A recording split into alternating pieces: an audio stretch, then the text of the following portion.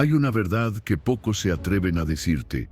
Nadie te quiebra sin tu permiso. No son las personas, no son las circunstancias, no es la vida, es lo que permites que ocurra dentro de tu mente. Y mientras sigas reaccionando igual, seguirás siendo vulnerable a lo mismo. Este video no es para motivarte un momento, es para despertarte. Aquí no vas a escuchar frases bonitas, sino ideas que incomodan y fortalecen. Si alguna vez sentiste que algo dentro de ti se rompe cuando la vida aprieta, quédate, porque hoy vas a aprender a construir una mente tan fuerte que nada ni nadie pueda quebrantarte. Antes de comenzar, quiero pedirte algo importante. Detente un segundo y escribe en los comentarios esta frase. Exactamente así. Hoy fortalezco mi mente. Soy un verdadero estoico. No lo escribas por escribir. Hazlo con intención. Cuando lo escribes lo declaras. Y cuando lo declaras, tu mente empieza a alinearse. Este es un compromiso contigo mismo, un primer acto consciente de cambio. No te mientas. Si estás aquí, es porque sabes que puedes ser más fuerte. Escribe la frase y empieza hoy. Lección 1.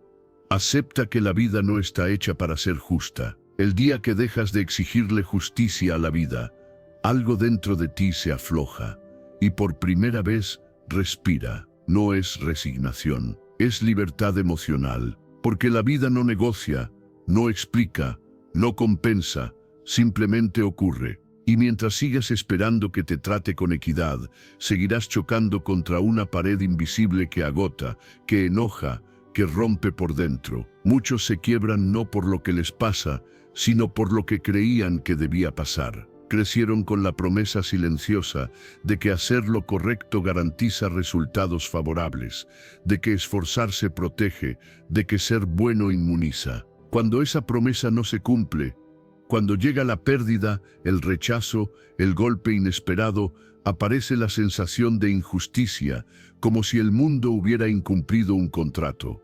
¿Y si nunca hubo contrato?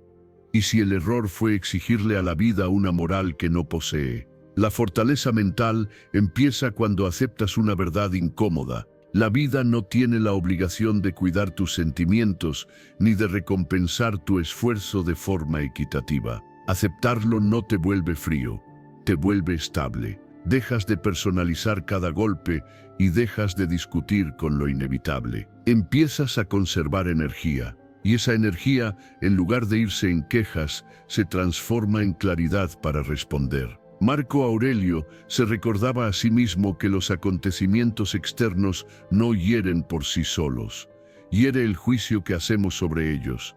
Esa idea no es dureza, es higiene mental. Cuando observas los hechos sin añadirles una narrativa de traición o castigo, el dolor deja de multiplicarse. Sigue doliendo, sí, pero ya no te arrastra. La ciencia moderna ha observado algo parecido.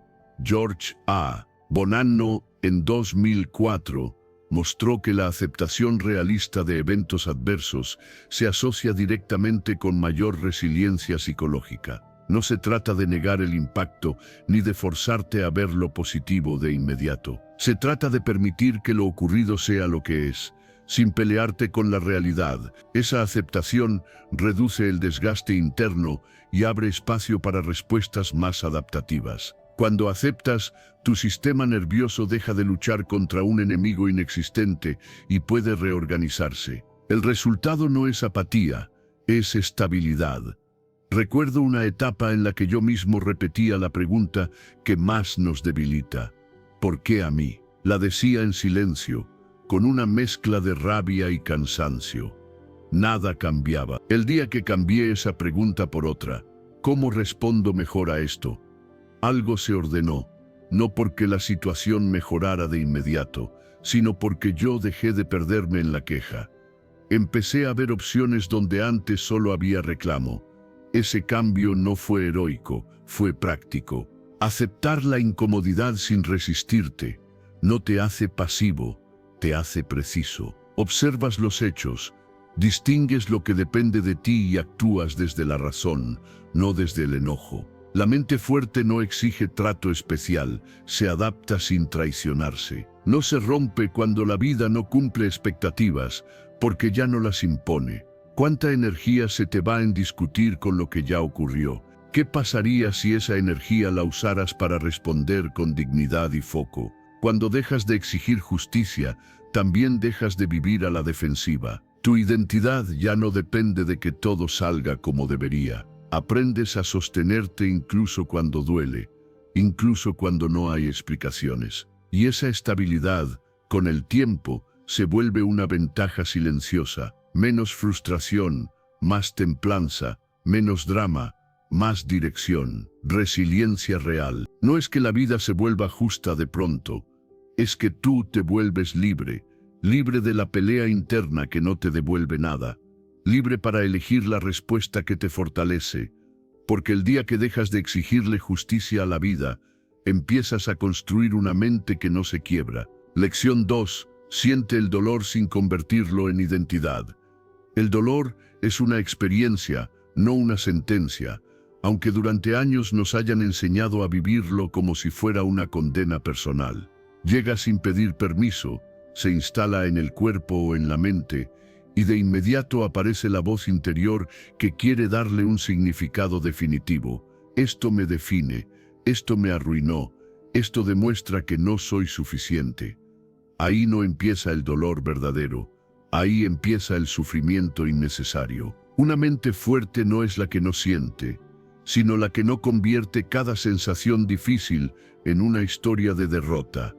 El dolor es inevitable, porque vivir implica exponerse, amar, perder, fallar, cansarse. Pero prolongar ese dolor a través de interpretaciones duras y absolutas es una elección aprendida. Cuando personalizas lo que duele, cuando lo mezclas con tu identidad, el impacto se multiplica.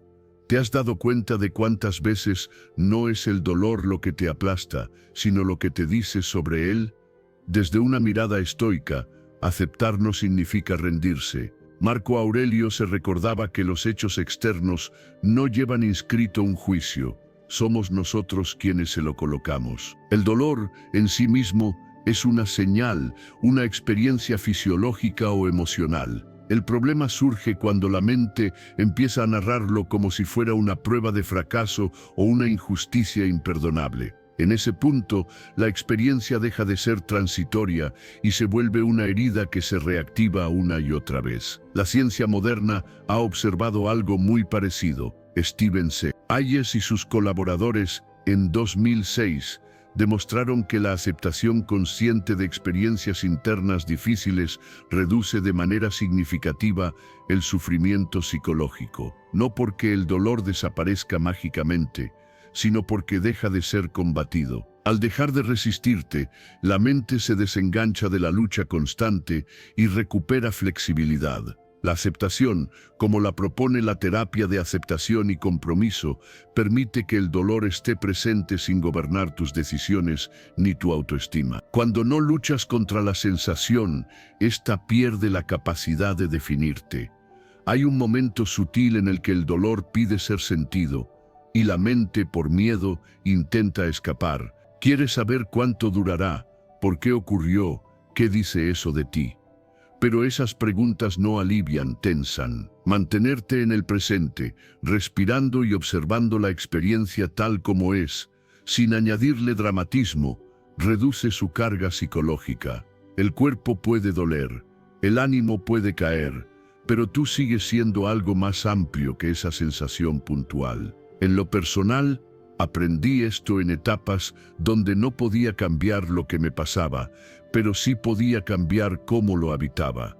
Hubo días en los que el dolor estaba ahí, firme, silencioso, y mi única tarea era no convertirlo en una historia cruel contra mí mismo. Cuando dejé de preguntarme cuándo terminaría y empecé a preguntarme cómo podía atravesarlo con dignidad, algo se estabilizó. No se volvió fácil, pero se volvió manejable. Y eso es una diferencia enorme. Continuar actuando con dignidad mientras duele es un acto profundo de fortaleza. No porque niegues lo que sientes, sino porque no te defines por ello. Sigues cumpliendo con lo esencial, sigues hablando con respeto, sigues cuidándote aunque no tengas ganas. Esa coherencia interna envía un mensaje claro a tu mente. Esto duele, pero no me destruye. Y con el tiempo, ese mensaje se vuelve una base sólida. Y si el dolor no fuera un enemigo, sino una experiencia pasajera que no necesita ser combatida. Y si dejaras de discutir con él para empezar a atravesarlo con calma, cuando separas la sensación del significado, el dolor pierde su filo psicológico. No desaparece de inmediato, pero deja de dominarte. El resultado es una resistencia emocional más realista, menos rígida, más humana. Serenidad no como ausencia de dolor, sino como capacidad de estar presente sin colapsar, porque el dolor no te rompe cuando dejas de discutir con él. Te atraviesa y tú permaneces. Lección 3. Aprende a soportar silencio, soledad y malentendidos. La soledad no debilita, revela. Revela cuánto dependes de la mirada ajena para sostenerte y cuánto te cuesta permanecer contigo cuando no hay aplausos, explicaciones ni testigos. Muchos temen estar solos no por falta de compañía, sino por miedo a escucharse sin distracciones. Y sin embargo, es ahí, en ese espacio desnudo, donde una mente fuerte se reconoce y se afirma. Desde pequeños aprendemos a explicarnos, a justificarnos, a buscar comprensión como si fuera oxígeno.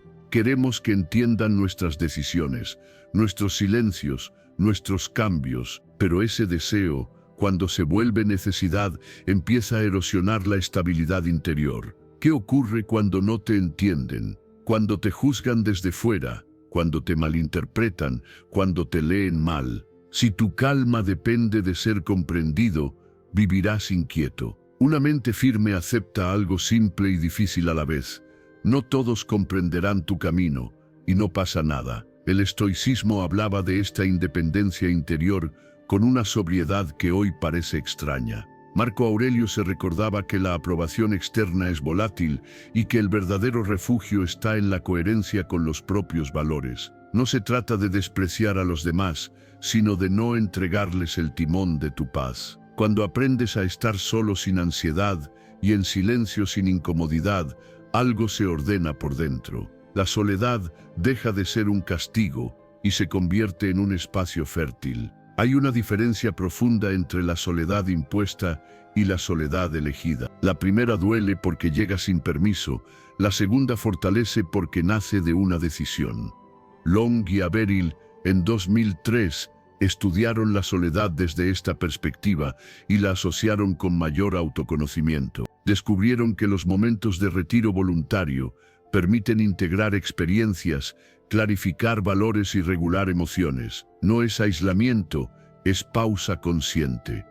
Cuando eliges estar solo por momentos, tu mente deja de reaccionar y empieza a comprenderse. Esa comprensión reduce la necesidad de validación externa y aumenta la autoridad interna. He visto, y lo he vivido, cómo la necesidad constante de explicar debilita. Cada aclaración innecesaria es una grieta por donde se escapa la seguridad. El día que reduje mis explicaciones, no para ocultar, sino para respetarme, sentí una calma distinta. No todos entendieron, algunos interpretaron mal, y sorprendentemente, nada se derrumbó. Al contrario, apareció una paz silenciosa, una sensación de estar alineado incluso cuando no había acuerdo. Descubrí que tolerar ser malinterpretado es una forma de fortaleza poco celebrada. Practicar el silencio no significa callar por miedo, sino hablar solo cuando tiene sentido. Significa confiar en tus valores cuando nadie los aplaude. Significa usar la soledad para crecer, no para castigarte. En ese espacio, tus decisiones se vuelven más claras, porque no compiten con opiniones. Tu criterio se afina, porque no está saturado de ruido. ¿Qué pasaría si dejaras de explicarte tanto? ¿Qué aprenderías de ti si te concedieras momentos de retiro sin culpa? Cuando no temes estar solo, nada te domina. Ni la crítica, ni la incomprensión, ni el abandono. La autoridad interna nace de esa independencia serena, de saber quién eres, incluso cuando nadie lo confirma. La soledad, bien usada, no te aparta del mundo, te devuelve a él con más centro y menos necesidad. Y esa paz, discreta pero firme, es una forma profunda de libertad. Lección 4. Cambia tu relación con el error para fortalecer tu mente. El miedo a equivocarte es más peligroso que el error mismo, porque no te hiere de frente, te inmoviliza en silencio. El error duele un momento, el miedo a cometerlo puede robarte años, y aún así, muchos prefieren la quietud incómoda antes que el riesgo de fallar, como si no moverse fuera una forma de protección. Pero no lo es una forma lenta de renuncia. Desde pequeños aprendimos a temer el error. Se nos enseñó a asociarlo con vergüenza, castigo o pérdida de valor personal. Equivocarse no era información, era una mancha. Y así se fueron formando mentes que evitan intentar, que esperan garantías antes de dar un paso, que confunden prudencia con parálisis. ¿Cuántas decisiones has postergado, no por falta de capacidad, sino por miedo a fallar frente a otros o frente a ti mismo? Una mente fuerte no se define por acertar siempre, sino por saber qué hacer cuando falla. Ve el error como un dato, no como una condena. El error no habla de quién eres, habla de lo que todavía estás aprendiendo.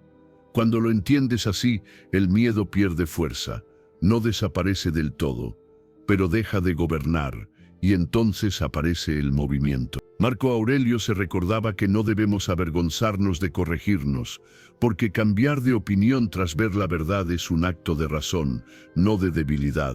Fallar desde esa mirada no es traicionarte, es ajustar el rumbo. El problema no es errar, sino negarte a mirar lo que el error quiere mostrarte.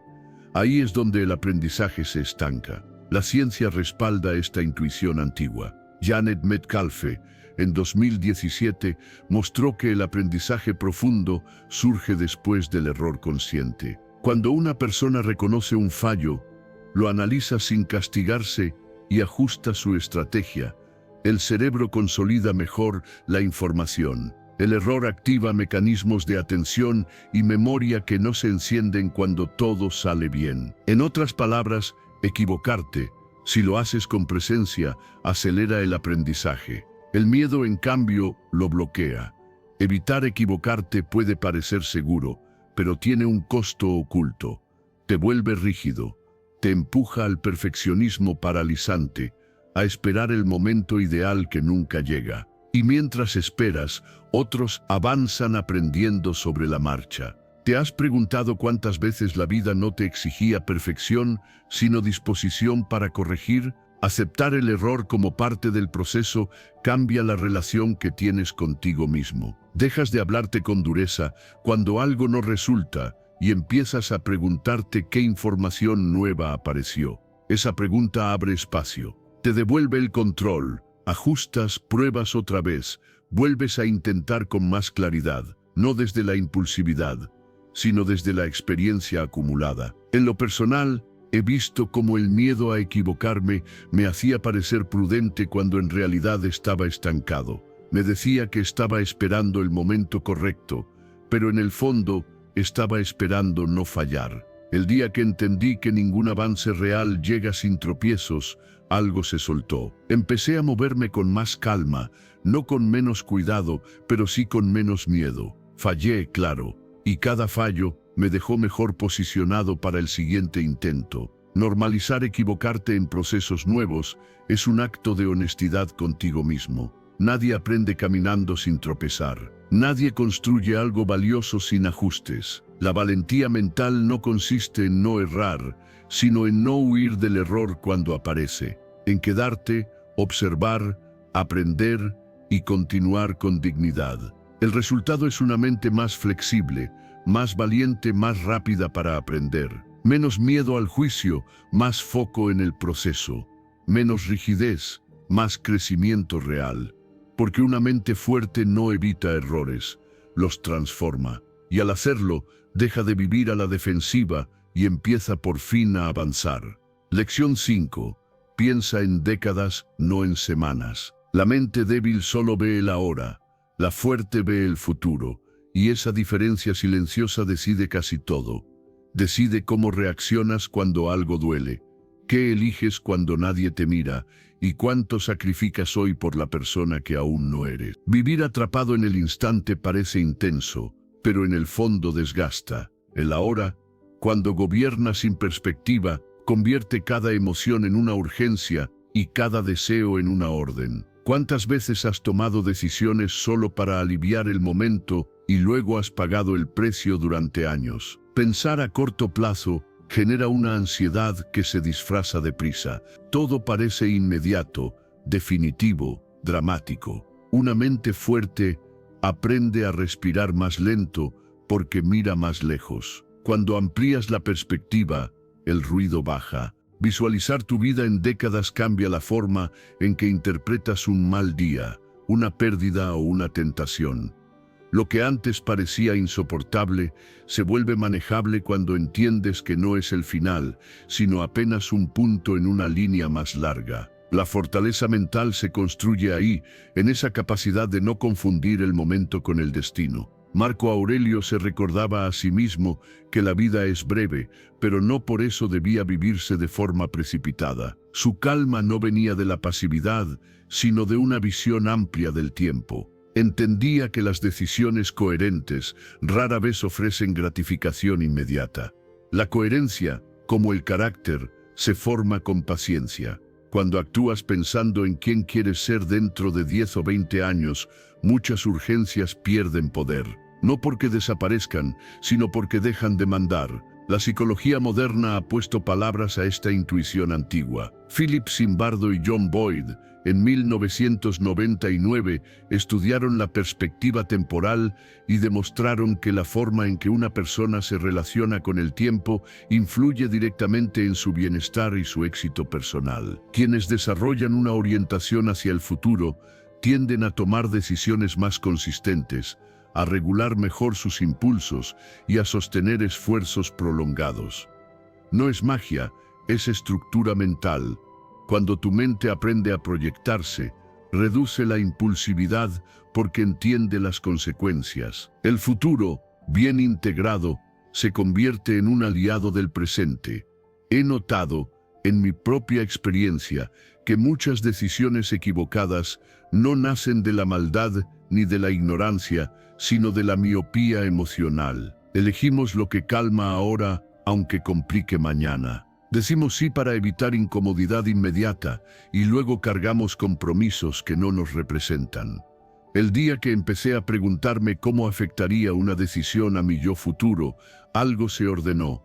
No siempre elegí lo más cómodo, pero sí lo más consistente. Esa consistencia con el tiempo trajo una calma que ninguna gratificación rápida me había dado. Aceptar procesos largos es una forma de madurez poco glamorosa. Vivimos rodeados de mensajes que prometen resultados rápidos, cambios instantáneos, recompensas inmediatas. Pero la mente fuerte aprende a priorizar la continuidad sobre el impacto. Sabe que avanzar despacio, sin romperse, es más poderoso que correr y abandonarse. ¿Qué versión de ti estás alimentando con tus decisiones de hoy? ¿La que busca alivio inmediato o la que construye estabilidad? Pensar a largo plazo no significa vivir en el futuro y descuidar el presente. Significa usar el presente con inteligencia. Significa evaluar cada paso no solo por cómo te hace sentir ahora, sino por a dónde te lleva. Cuando haces eso, la ansiedad disminuye porque ya no todo es urgente. Algunas cosas pueden esperar, otras pueden doler sin destruirte. Tu mente se vuelve estratégica, no reactiva. Pensar a largo plazo fortalece tu mente hoy porque le devuelve dirección. Le enseña a soportar incomodidades pequeñas para evitar sufrimientos grandes. Le recuerda que la claridad no nace de la prisa, sino de la perspectiva. Y cuando tu mirada se extiende más allá de la hora, tus decisiones dejan de ser impulsos y empiezan a ser cimientos. Ahí, sin ruido, se forma una fortaleza que no depende del momento, sino del rumbo. Lección 6. Acepta que crecer implica incomodar a otros. No todos celebrarán tu evolución, Y aceptar eso es uno de los umbrales más silenciosos de la fortaleza interior. Crecemos imaginando que mejorar será recibido con aplausos, que cambiar traerá aprobación, que avanzar despertará orgullo en quienes nos rodean. Pero la realidad suele ser otra. Tu crecimiento desarma expectativas ajenas, incomoda rutinas compartidas y obliga a otros a mirarse a sí mismos. Y no todos están dispuestos a hacerlo. Cuando empiezas a pensar distinto, a poner límites, a elegir con más conciencia, algo se mueve en el entorno. Personas que antes se sentían cómodas contigo ahora parecen tensas. Comentarios sutiles aparecen, distancias inesperadas se abren, y ahí surge el conflicto interno. ¿Me sostengo o retrocedo para no perder pertenencia? ¿Sigo mi camino o me adapto para no incomodar? La mente frágil negocia su coherencia a cambio de aceptación. La mente fuerte aprende a tolerar el rechazo sin traicionarse. Desde una mirada estoica, no hay contradicción entre respeto y firmeza. Marco Aurelio se recordaba que no debía actuar para agradar, sino para ser coherente con la razón y la virtud. No todos comprenderán tus decisiones y no es tu tarea convencerlos. Cuando intentas explicarte en exceso, cuando justificas cada cambio, empiezas a ceder terreno interno. La calma llega cuando aceptas que tu camino no necesita aprobación unánime. Crecer rompe pactos implícitos. A veces eras valioso para otros porque cumplías un rol, el que siempre estaba disponible, el que no decía no, el que se adaptaba. Cuando ese rol cambia, algunos lo viven como una pérdida. Y sin darte cuenta, puedes sentir culpa por avanzar. ¿Te has sorprendido alguna vez minimizando tus logros o frenando decisiones por miedo a incomodar a alguien más? La psicología contemporánea ha observado este fenómeno con claridad. Brené Brown, en 2012, vinculó la autenticidad con un mayor bienestar psicológico. Vivir alineado con lo que eres, incluso cuando genera incomodidad externa, fortalece la autoestima y reduce la ansiedad crónica. Cuando te adaptas constantemente para agradar, el costo interno es alto. Desgaste emocional, confusión identitaria y una sensación persistente de vacío. La autenticidad no elimina el rechazo, pero te devuelve estabilidad interna. Y esa estabilidad es una forma profunda de protección. Aceptar la incomodidad externa es parte del proceso. No necesitas endurecerte ni volverte distante. Necesitas claridad. Priorizar la coherencia interna no es egoísmo, es responsabilidad contigo mismo. Mantener límites claros no es rechazo al otro, es cuidado propio. Y avanzar sin culpa es reconocer que tu crecimiento no es una agresión, aunque algunos lo perciban así. Hay una madurez silenciosa en no explicarte todo el tiempo. Cuando actúas desde convicciones claras, las palabras sobran. La necesidad constante de justificarte suele ser una señal de que todavía estás buscando permiso. Pero nadie puede otorgarte el permiso que solo tú puedes darte. La mente fuerte entiende que no todos caminarán contigo hasta el final, y aún así continúa. En lo personal, he sentido esa tensión. Momentos en los que avanzar implicaba decepcionar, cambiar implicaba distanciarme, elegir implicaba perder. Al principio dolió. Quise suavizar mis decisiones, hacerlas más digeribles para otros. Con el tiempo entendí que cada concesión innecesaria me alejaba de mí. Cuando dejé de pedir disculpas por crecer, algo se asentó. No me volví insensible, me volví íntegro. El resultado de sostenerte no es aislamiento, es alineación. Algunas relaciones se transforman, otras se caen y nuevas aparecen, más acordes a quien eres ahora. La integridad mental no se construye evitando el rechazo, sino atravesándolo sin perderte. Hay una paz particular en saber que no estás actuando para ser querido, sino para ser honesto. Crecer incomoda, sí, pero también fortalece, te enseña a caminar con menos ruido externo y más claridad interna. Y cuando eso ocurre, el rechazo deja de ser una amenaza y se convierte en una señal: estás avanzando. Lección 7. Construye una mente que piense en legado, no en ego. El ego busca reconocimiento, la mente fuerte busca trascendencia, y esa diferencia suele doler antes de ordenar. Duele porque el ego quiere pruebas inmediatas de que vales, de que te ven, de que importas. La trascendencia, en cambio, no aplaude en el momento. Sus frutos llegan tarde y en silencio. Vivir para el reconocimiento es vivir reactivo. Vivir para el legado es vivir con dirección. ¿Para quién tomas tus decisiones cuando nadie te observa? Cuando tus decisiones apuntan a un impacto duradero, algo dentro de ti se acomoda. La mente deja de correr detrás de estímulos y empieza a caminar con propósito. El ego reacciona, el legado planifica. El ego pregunta: ¿qué gano ahora? El legado se pregunta: ¿qué queda después? Esa pregunta cambia el ritmo del corazón y la textura de los pensamientos. De pronto, muchas tentaciones pierden brillo porque no construyen nada. La disciplina deja de sentirse como castigo y se vuelve coherencia. La paciencia ya no es espera pasiva, es inversión. Desde una mirada estoica, esta amplitud no es grandilocuencia, es sobriedad.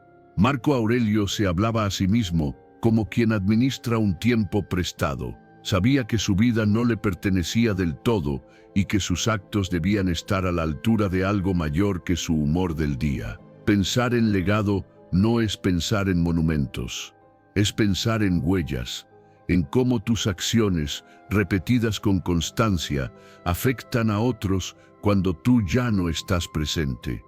¿Qué versión de ti estás dejando en cada decisión pequeña? La psicología ha observado esta transición como un signo de madurez. Erik Erikson, en 1950, describió el sentido del legado, lo que llamó generatividad, como un eje central del desarrollo psicológico adulto. Cuando una persona orienta su vida a contribuir y a dejar algo valioso para otros, su identidad se vuelve más estable. Esa orientación reduce la impulsividad, porque las decisiones dejan de girar alrededor del yo inmediato. El conflicto interno se resuelve al ampliar el horizonte.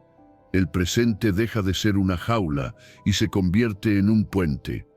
Pensar en legado ordena la mente porque la saca del corto plazo, donde todo es urgente y frágil.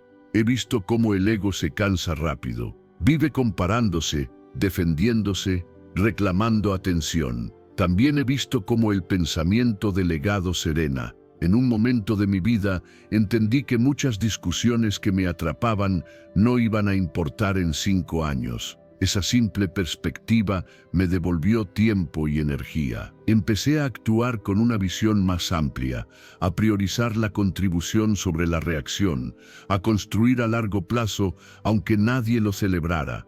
No fue heroico, fue liberador. Descubrí que no todo merece respuesta y que no todo debe ser visto para ser valioso. Pensar en qué quieres dejar atrás te obliga a elegir mejor. Reduce la impulsividad porque introduce consecuencias que el ego no quiere mirar.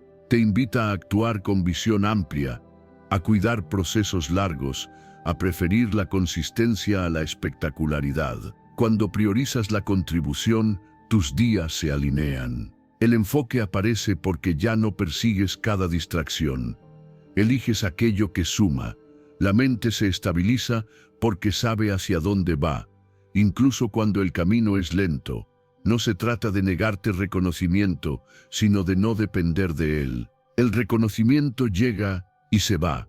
El legado permanece en actos que no necesitan testigos. ¿Qué pasaría si hoy decidieras como si alguien fuera a aprender de tus actos mañana? ¿Qué cambiaría en tu forma de trabajar, de hablar, de tratar a los demás? Esa pregunta, sostenida en el tiempo, transforma. Pensar en legado es la forma más alta de fortaleza mental porque te saca del centro sin perderte. Te enseña a ser firme, sin ser rígido, paciente sin ser pasivo, disciplinado sin ser duro contigo. Cuando eliges trascender al ego, tu mente encuentra una calma distinta, la de quien sabe que cada paso, aunque pequeño, está construyendo algo que vale la pena dejar. Lección 8. Cumplir tu palabra contigo mismo crea una mente inquebrantable. Cada promesa rota te debilita, cada promesa cumplida te reconstruye, aunque nadie más lo note. Hay una conversación silenciosa que sostienes contigo todos los días, y en ella se decide algo más importante que el resultado externo, si tu palabra vale o no. No es lo que dices en voz alta lo que forja tu carácter. Es lo que te dices a ti mismo cuando nadie mira y aún así cumples. Durante mucho tiempo nos hicieron creer que la motivación era el motor del cambio. Esperamos sentirnos bien para actuar, sentirnos seguros para empezar, sentirnos inspirados para continuar. Pero la vida no funciona así. La coherencia no nace del ánimo, nace del compromiso. Cuando prometes algo y no lo cumples, tu mente aprende una lección peligrosa que puede negociar contigo, que puede posponer sin consecuencias, que tu palabra es flexible. Y esa lección repetida erosiona la confianza interna. ¿Cómo confiar en ti si tú mismo te fallas? La fortaleza mental se cimenta cuando haces exactamente lo que dijiste que harías, incluso cuando el estado emocional no acompaña. No se trata de dureza, se trata de identidad. Actuar sin ganas no te vuelve frío, te vuelve fiable para ti, y esa fiabilidad es una base sólida. Marco Aurelio se recordaba que no debía depender de impulsos cambiantes, sino de principios estables. La emoción sube y baja, la coherencia permanece, cada vez que actúas a pesar de la incomodidad. Refuerzas una imagen interna, soy alguien que cumple, y cada vez que renegocias contigo mismo, la imagen se debilita, soy alguien que se excusa. La diferencia no es visible al principio, pero se acumula. La disciplina silenciosa no genera aplausos, genera respeto propio, y sin respeto propio no hay fortaleza real, solo apariencia. La psicología ha estudiado este fenómeno con precisión. Peter Goldwitzer, en 1999, mostró que las llamadas intenciones de implementación aumentan de manera drástica la probabilidad de cumplir objetivos. Cuando defines con claridad qué harás, cuándo y cómo, y luego lo ejecutas sin depender del estado de ánimo, el cerebro reduce la fricción interna. No esperas a sentirte motivado, actúas desde un plan concreto. Esa acción consistente construye autoconfianza, porque el sistema aprende que tus decisiones se convierten en hechos. La mente deja de debatir y empieza a obedecer a una identidad clara. Prometer menos y cumplir más no es conformismo, es precisión. Las promesas vagas alimentan fantasías, pero las acciones específicas construyen carácter. Actuar con baja motivación no es heroísmo, es madurez. Significa que no estás gobernado por impulsos, sino por acuerdos internos. Cuando no renegocias contigo mismo a mitad del camino, envías un mensaje poderoso. Mi palabra no depende de cómo me siento hoy. En lo personal, hubo un momento en el que entendí esto con crudeza. Me di cuenta de que no era la falta de talento lo que me frenaba, sino la falta de confianza en mí. Decía que haría cosas y no las hacía. Me explicaba, me justificaba, me perdonaba con facilidad. El día que empecé a cumplir incluso en días grises, algo cambió. No me sentí eufórico, me sentí estable. Y esa estabilidad fue más valiosa que cualquier subidón de motivación. Celebrar el cumplimiento, no el resultado, también reordena la mente. El resultado depende de muchas variables, el cumplimiento depende de ti. Cuando reconoces internamente que hiciste lo que dijiste, aunque el resultado no sea perfecto, fortaleces el vínculo contigo. Ese vínculo es una armadura silenciosa. ¿Qué podría quebrarte desde fuera si por dentro sabes que puedes confiar en ti? La autoconfianza sólida no nace de ganar siempre, nace de cumplir siempre lo esencial, de actuar con dignidad incluso cuando nadie observa, de sostener tu palabra como un pilar. Cuando confías en ti, el ruido externo pierde poder. Las dudas ajenas pesan menos, las dificultades no te desarman. Porque cuando confías en ti, nada externo puede quebrarte. Y esa confianza se construye, promesa a promesa, acción a acción, en el silencio donde realmente se forja la fortaleza. Lección 9. Ver la dificultad como entrenamiento fortalece la mente. Lo que hoy duele, mañana te sostiene, aunque ahora no lo creas y aunque una parte de ti se resista a aceptarlo. El dolor tiene mala fama porque solemos interpretarlo como un castigo, como una señal de que algo salió mal o de que hicimos algo incorrecto. Pero la vida no funciona como un juez moral que reparte premios y sanciones. Funciona como un entrenamiento constante y cada dificultad es una carga más en esa sala invisible donde se forma la mente. Cuando interpretas la dificultad como castigo, te encoges por dentro. Te preguntas qué hiciste mal, por qué te pasa esto a ti, por qué otros parecen avanzar sin tropiezos. Esa interpretación drena energía, nubla el juicio y te deja atrapado en la queja. En cambio, cuando empiezas a ver el obstáculo como entrenamiento, algo cambia en tu postura interna. El mismo hecho sigue siendo incómodo, incluso doloroso, pero ya no te aplasta. Empieza a moldearte. La mente fuerte no se define por la ausencia de problemas, sino por la forma en que los procesa. No pregunta ¿por qué a mí?, porque esa pregunta no construye nada. Se pregunta qué está siendo puesto a prueba, qué músculo interno se está fortaleciendo, qué parte necesita aprender a resistir. Cambiar la interpretación cambia el impacto emocional. El problema deja de ser una amenaza y se convierte en una práctica exigente, pero útil. Marco Aurelio se recordaba a sí mismo que el fuego no destruye lo que es sólido, lo prueba y lo purifica. Esa idea atraviesa el estoicismo como un hilo silencioso. No todo lo que duele viene a romperte, muchas veces viene a prepararte para sostener algo más grande. Cuando miras atrás, casi siempre descubres que los momentos que más te incomodaron fueron los que te dieron estructura. Sin ellos, habrías sido más frágil, aunque quizá más cómodo. La psicología moderna respalda esta mirada.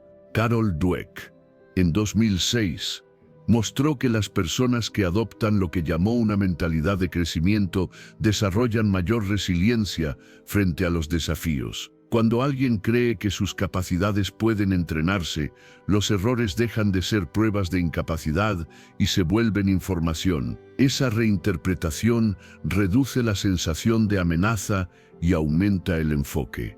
El desafío no desaparece, pero su efecto emocional se transforma. El cerebro aprende a persistir en lugar de rendirse. He comprobado en carne propia que victimizarse es una forma sutil de rendición. Durante años, ante ciertas dificultades, me contaba la historia de que la vida era injusta conmigo. Esa narrativa me daba una excusa momentánea, pero me quitaba poder. El día que empecé a preguntar qué estaba desarrollando esa situación en mí, aunque no me gustara, recuperé dirección. Descubrí que cada reto estaba afinando algo. Paciencia, claridad, límites, fortaleza. No fue inmediato ni cómodo, pero fue real. Extraer lecciones de cada reto no significa romantizar el dolor. Significa no desperdiciarlo. Significa registrar mentalmente lo aprendido, incluso cuando aún duele. Cuando haces eso, tu mente se vuelve más estable porque entiende que nada es en vano. El enfoque aparece porque ya no estás luchando contra la realidad, sino trabajando con ella. La resiliencia crece porque sabes que puedes atravesar lo incómodo sin desmoronarte. Hay algo profundamente liberador en dejar de verte como víctima de las circunstancias y empezar a verte como aprendiz. El aprendiz no se humilla ante el error, lo estudia.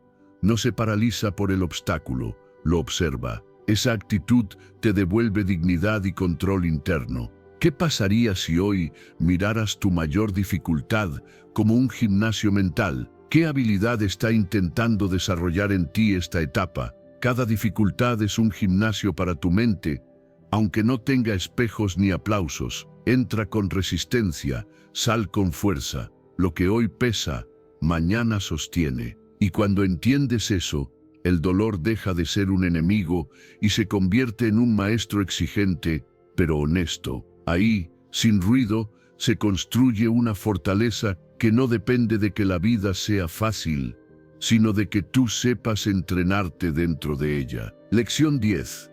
La confianza nace de la evidencia, no del pensamiento positivo. No te creas capaz, demuéstratelo, porque la mente no se convence con discursos, sino con pruebas. Puedes repetirte 1000 veces que puedes, que vales, que estás listo y aún así seguir dudando. La confianza no nace de pensar lo bonito, nace de hacer algo y comprobar qué ocurrió. La diferencia es silenciosa, pero definitiva. Durante años se nos enseñó a pensar en positivo como si eso bastara, como si la seguridad fuera una emoción que aparece por arte de magia. Pero la vida cotidiana demuestra lo contrario. Pensar sin actuar crea ilusión, actuar sin ganas crea evidencia. La mente fuerte no se sostiene en frases motivacionales, se sostiene en hechos pequeños, repetidos, verificables. Cada acción cumplida deja una marca interna. Esto sí lo hice. Y esa marca pesa más que cualquier palabra. Desde una mirada estoica, la acción es el terreno donde se prueba el carácter. Marco Aurelio no se decía a sí mismo que era fuerte, se entrenaba para serlo. Entendía que la identidad se construye en la práctica, no en la intención. Cuando te quedas en el plano de las ideas, todo es posible y nada es real. Cuando bajas al terreno de los hechos, algo se ordena. La confianza deja de ser una promesa y se vuelve una consecuencia. Pensar positivo sin actuar es una forma elegante de autoengaño. Te tranquiliza un rato, pero no te transforma. En cambio, cumplir incluso lo pequeño, aunque sea incómodo, cambia la relación que tienes contigo. Empiezas a confiar no porque sientas seguridad, sino porque tienes pruebas. Y la confianza, cuando es auténtica, se acumula. No llega de golpe, se construye. La psicología lo ha explicado con claridad.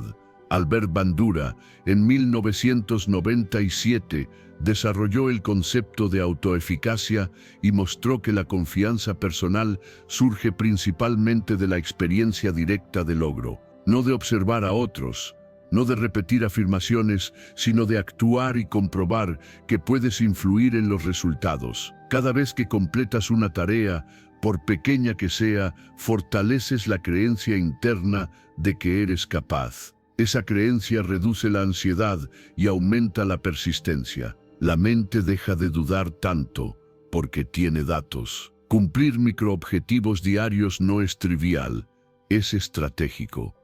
Registrar lo que haces bien no es vanidad, es memoria justa. Reducir el autoengaño implica mirarte con honestidad. ¿Qué dices que harás y qué haces realmente? Enfrentar lo incómodo, aunque sea un poco, es construir evidencia interna. Y la evidencia es lo que calma la mente cuando aparecen las dudas. ¿Qué argumento tiene la inseguridad cuando puedes señalar hechos? En lo personal, aprendí que la confianza que más dura no es la que se siente, sino la que se demuestra. Hubo momentos en los que esperaba sentirme listo para empezar, y ese momento no llegaba. Cuando dejé de esperar y empecé a actuar en pequeño, algo cambió. No me sentí invencible, me sentí confiable para mí. Y esa sensación es mucho más estable. No depende del ánimo del día, depende de lo que hice ayer. La acción repetida también reduce la voz crítica. Esa voz que pregunta si podrás, si valdrá la pena, si fracasarás. Cada vez que actúas, la voz pierde fuerza porque el cuerpo responde. Ya lo hicimos antes. No elimina el miedo, pero lo vuelve manejable. Y eso es fortaleza real. Construir evidencia interna es un acto de respeto propio. Es dejar de venderte promesas y empezar a entregarte resultados, aunque sean modestos, aunque nadie los vea. La seguridad interna auténtica no necesita ser proclamada, se nota en la calma con la que te mueves, en la forma en que enfrentas lo incómodo sin dramatizar. Y si dejaras de preguntarte si eres capaz y empezaras a comprobarlo, y si hoy hicieras algo pequeño que mañana puedas recordar como prueba, la confianza no llega antes de la acción, llega después. Llega cuando haces, llega cuando cumples, llega cuando te demuestras una y otra vez que puedes contar contigo. Hazlo y la confianza aparecerá, no como un ruido, sino como una base firme bajo tus pies. Lección 11. La mente fuerte regula, no reprime emociones. Sentir no es perder control. Perder control es no saber qué hacer con lo que sientes. Nos enseñaron, casi sin darnos cuenta, que la fortaleza consiste en endurecerse, en callar lo que duele, en no mostrar grietas. Y así, muchos aprendieron a reprimir en lugar de comprender. Pero la represión no es dominio, es postergación. Todo lo que no se mira con conciencia regresa más tarde con más fuerza. La mente fuerte no es la que no siente, sino la que sabe sentir sin desbordarse. Reconoce la emoción cuando aparece, le da un nombre, la deja estar sin convertirla en una orden. Ahí empieza la regulación, no en la negación. Porque cuando obedeces ciegamente cada impulso emocional, te vuelves predecible y frágil. Y cuando los aplastas sin escucharlos, te vuelves tenso y desconectado. El equilibrio está en otro lugar, en sentir con claridad y elegir con calma. Desde una mirada estoica, esta idea no es nueva. Marco Aurelio no se pedía a sí mismo dejar de sentir, se pedía no ser arrastrado. Entendía que las emociones surgen, pero que el juicio sobre ellas es lo que determina la acción. La ira, el miedo, la tristeza no son enemigos, son señales. El problema empieza cuando confundimos señal con destino. ¿Cuántas veces has dicho o hecho algo solo porque la emoción era intensa, no porque fuera sabia? La ciencia ha puesto palabras precisas a esta sabiduría antigua. James Gross, en 1998, explicó cómo la regulación emocional, la capacidad de influir en qué emoción sentimos, cuándo la sentimos y cómo la expresamos, está asociada a mayor bienestar psicológico. Sus estudios mostraron que reprimir emociones incrementa la activación fisiológica y el malestar interno, mientras que regularlas conscientemente reduce el impacto negativo y mejora la toma de decisiones. En términos simples, reconocer lo que sientes y elegir cómo responder te devuelve el control que la represión promete, pero no cumple. Respirar antes de actuar parece un consejo simple, casi ingenuo, pero es profundamente estratégico. En ese pequeño espacio entre estímulo y respuesta se juega la libertad interior. Nombrar la emoción ya crea distancia. Decir estoy sintiendo enojo no es lo mismo que soy enojo. En esa diferencia se abre la posibilidad de elegir. La mente fuerte usa ese espacio para decidir, no para reaccionar. Evita el impulso inmediato porque sabe que la emoción es intensa, pero pasajera. En mi experiencia, aprender a no pelear con lo que siento cambió mi relación con los conflictos. Antes creía que sentir era un fallo, algo que debía corregirse rápido. Eso me llevaba a actuar con dureza o a callar de más. El día que empecé a observar mis emociones sin juzgarlas, noté algo inesperado: perdieron parte de su poder. No porque desaparecieran, sino porque dejaron de manejarme. Pude elegir respuestas más alineadas con mis valores, incluso cuando por dentro había ruido. Practicar conciencia emocional es un entrenamiento diario, no una meta que se alcanza de una vez. Implica volver una y otra vez al presente, notar qué se mueve dentro y decidir con intención. A veces fallas, reaccionas, te equivocas, y aún así, cada intento fortalece. La mente se vuelve más estable porque ya no teme sentir.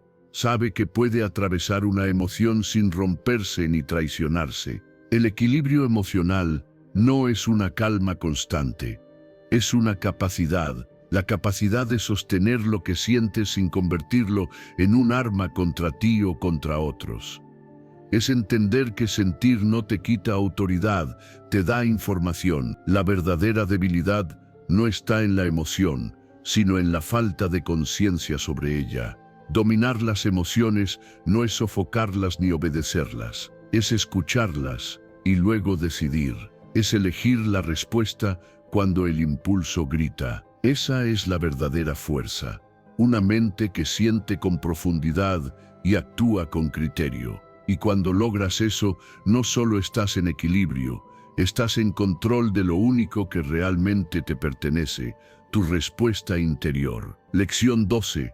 Aceptar la incertidumbre fortalece la estabilidad interna. No controlar todo te libera, aunque al principio se sienta como una amenaza. La mente se aferra a la idea de que, si logra anticipar cada escenario, si mantiene todo bajo vigilancia, entonces estará a salvo. Pero ese intento constante de control no trae paz, trae tensión. Vivir así es como apretar los puños todo el día esperando que el mundo obedezca. La mente débil exige certezas, quiere garantías, promesas, seguridades antes de dar un paso. Se inquieta cuando algo cambia, se agita cuando no hay respuestas claras, se paraliza ante lo incierto. La mente fuerte, en cambio, aprende a adaptarse, no porque le guste la incertidumbre, sino porque entiende que resistirse a ella es un desgaste innecesario. La vida no es estable, y exigirle estabilidad es discutir con su naturaleza. Desde una mirada estoica, la serenidad comienza cuando distingues entre lo que depende de ti y lo que no. Marco Aurelio se recordaba a sí mismo que gran parte del sufrimiento humano nace de intentar gobernar lo que escapa a nuestro alcance. Cuando aceptas la impermanencia, cuando asumes que el cambio no es una falla sino una condición, algo se afloja dentro. La energía que antes se iba en anticipar catástrofes vuelve a estar disponible para vivir. Aceptar lo incierto no significa rendirte ni volverte pasivo. Significa soltar el control excesivo para enfocar tu atención en lo manejable, tu respuesta, tu actitud, tu presencia. La ansiedad suele aparecer cuando la mente se proyecta demasiado lejos, cuando intenta resolver hoy lo que quizá nunca ocurra. ¿Cuántas veces has sufrido por escenarios que jamás se materializaron? ¿Cuánta vida se pierde en esa anticipación constante? La psicología ha puesto nombre a este fenómeno. Nicholas Carlton, en 2016, explicó que la intolerancia a la incertidumbre es uno de los factores centrales de la ansiedad. Cuando una persona percibe lo incierto como una amenaza en sí misma, su sistema nervioso permanece en alerta continua. En cambio, aprender a convivir con la falta de control reduce la ansiedad basal. No porque todo se vuelva predecible, sino porque la mente deja de interpretar lo desconocido como peligro automático. Aceptar la incertidumbre calma porque libera a la mente de una tarea imposible, garantizar el futuro. Soltar el control excesivo no ocurre de un día para otro. Es una práctica interna. Empieza cuando notas la tensión y decides no alimentarla. Cuando te enfocas en lo que sí puedes hacer hoy, aquí, ahora. Practicar presencia no es una técnica abstracta.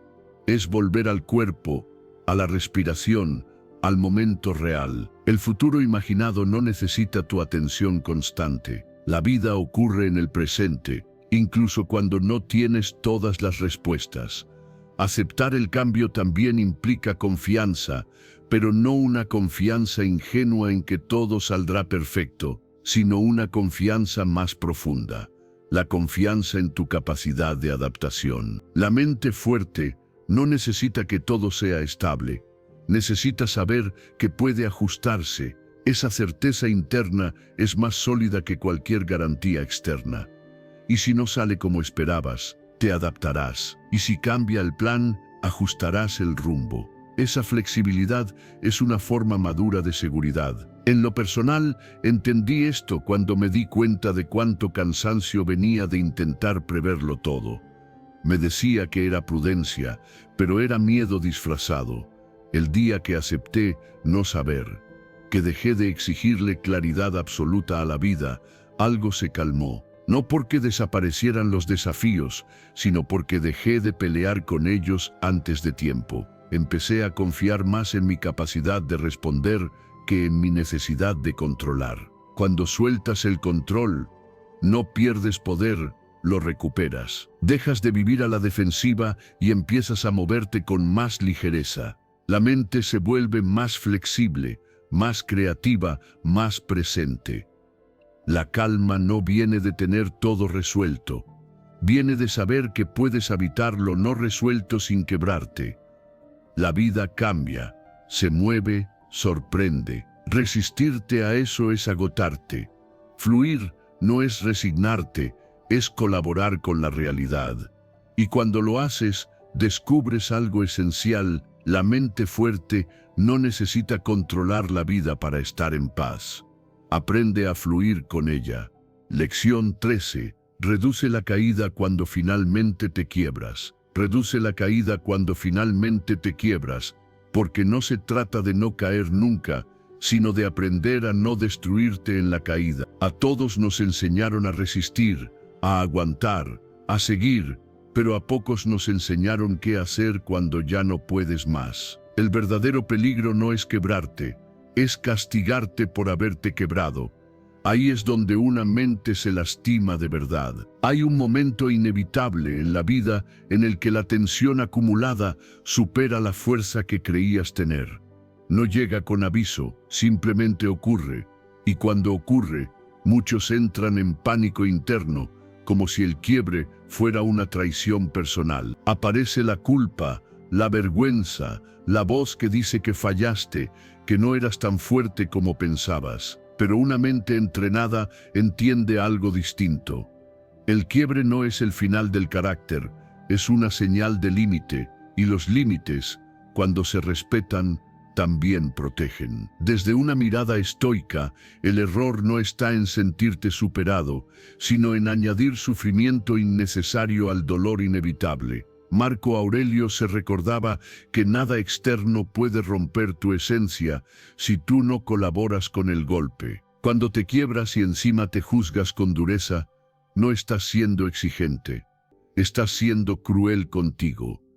La fortaleza real aparece cuando reduces el impacto emocional del colapso, cuando amortiguas la caída con conciencia en lugar de dejarte caer en picada. La ciencia moderna ha observado este mismo principio desde otro ángulo. Kristin Neff, en 2003, demostró que la autocompasión, entendida no como lástima, sino como trato humano hacia uno mismo, reduce significativamente la rumiación, la ansiedad y la depresión tras experiencias de fracaso o estrés intenso. Sus estudios mostraron que las personas que saben acompañarse en momentos de quiebre se recuperan con mayor rapidez y claridad, no porque ignoren el dolor, sino porque no lo agrandan con autoataques mentales. Reducir la caída no elimina el golpe, pero sí evita que el daño se multiplique.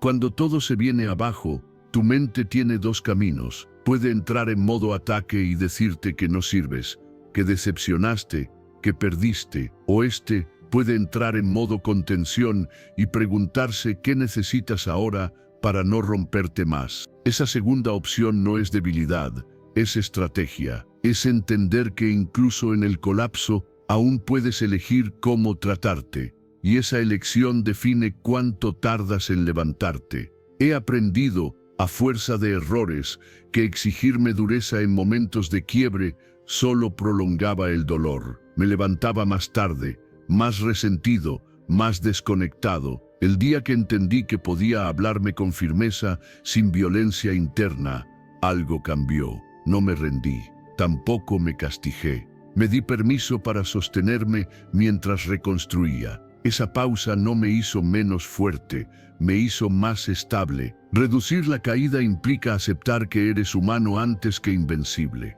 Implica reconocer señales de agotamiento sin negarlas, permitirte sentir sin dramatizar, descansar sin justificarte.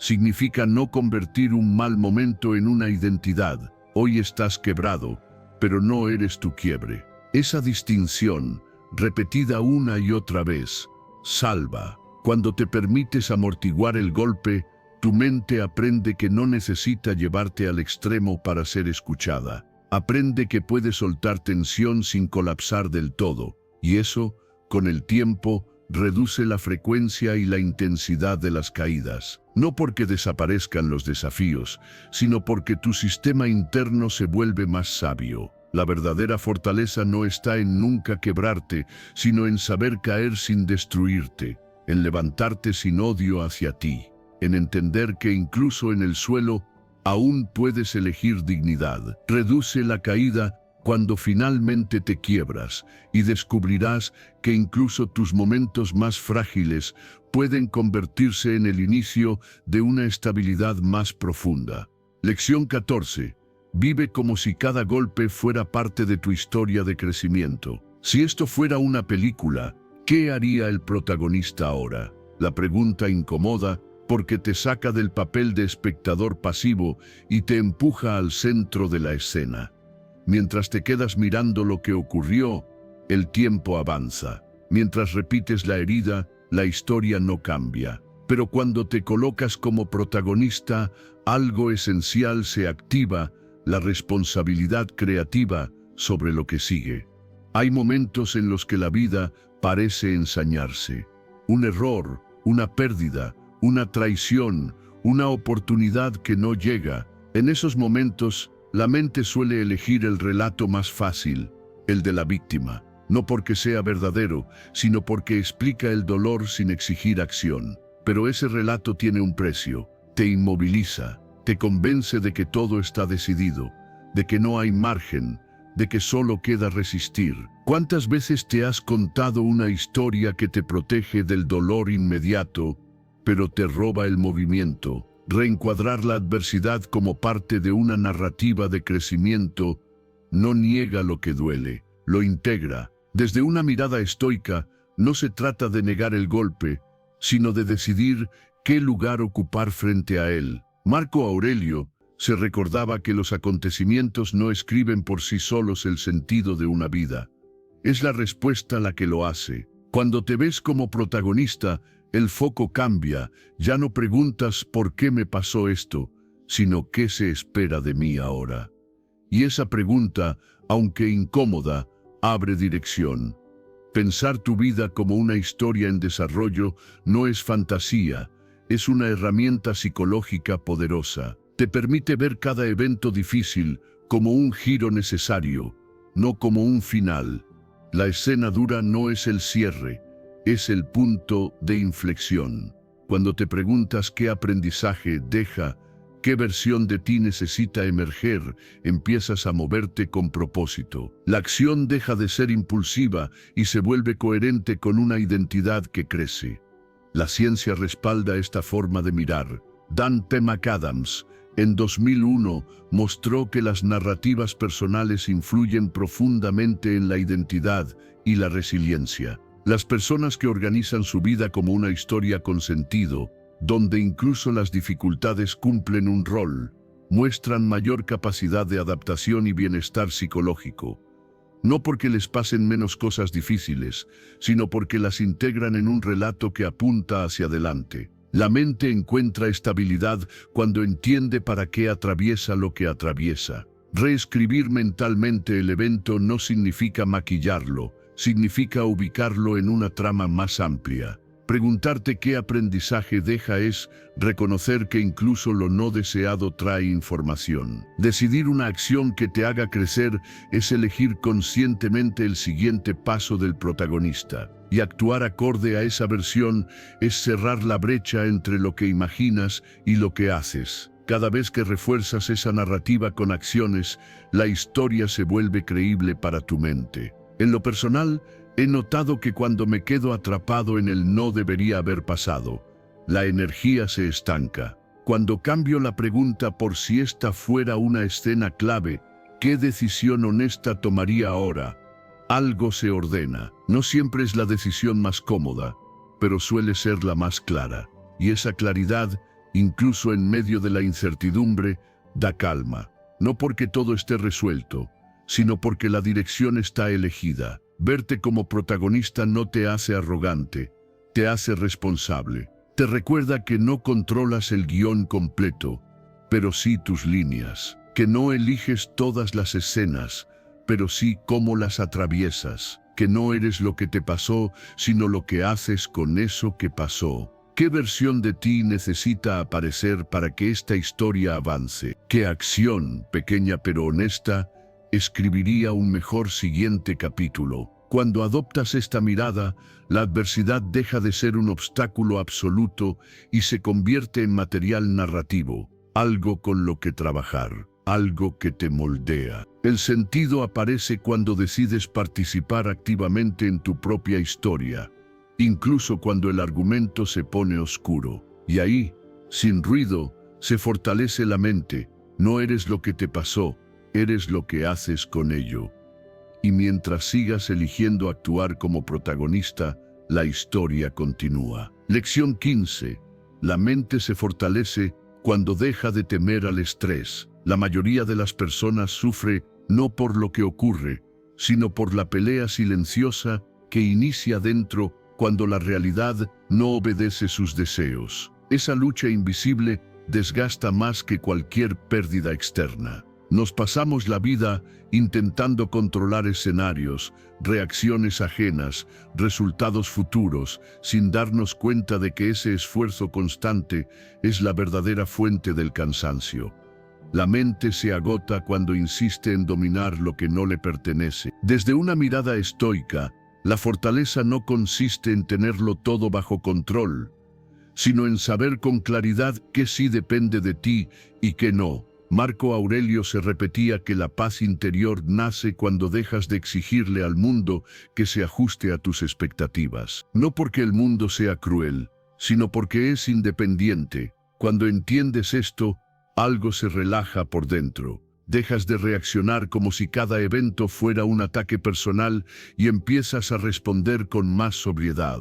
El conflicto interno aparece cuando confundes influencia con control. Puedes influir con tus actos, tus palabras, tus decisiones, pero no puedes garantizar resultados. Sin embargo, muchas personas viven como si cada desenlace fuera una prueba de su valor. Si algo sale mal, se culpan. Si alguien se va, se sienten rechazadas. Si el esfuerzo no es reconocido, se frustran. Esa identificación constante con lo externo vuelve frágil a la mente. La hace dependiente, ansiosa, reactiva. Aceptar los límites del control no es rendirse, es ordenar la energía. Cuando sueltas lo que no depende de ti, recuperas fuerza para lo que sí puedes trabajar.